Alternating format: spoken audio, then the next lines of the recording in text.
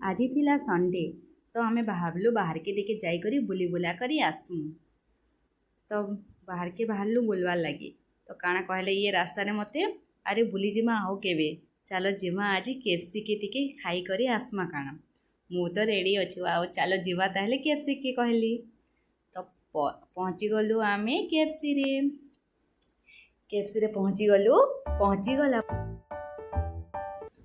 पहुँची गला परे ये ऑर्डर कले ऑर्डर करिके तापर धरी करी आसले केएफसी बॉक्स आओ पेप्सी।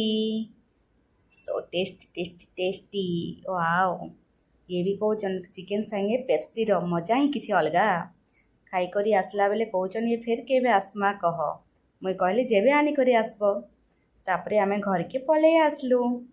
घर के पले आसला परे मोर पुओटा तो किछि नाई खेन केएफसी रे आनी सेठू जे आनीचे बेलूनटा आर घरे खेलुची तार खुशी जे देख केतनी केती आमे चिकेन पाई करी जेनता खाई करी खुश से जे बेलून पाई करी खुश तार खुशी तो कहनी।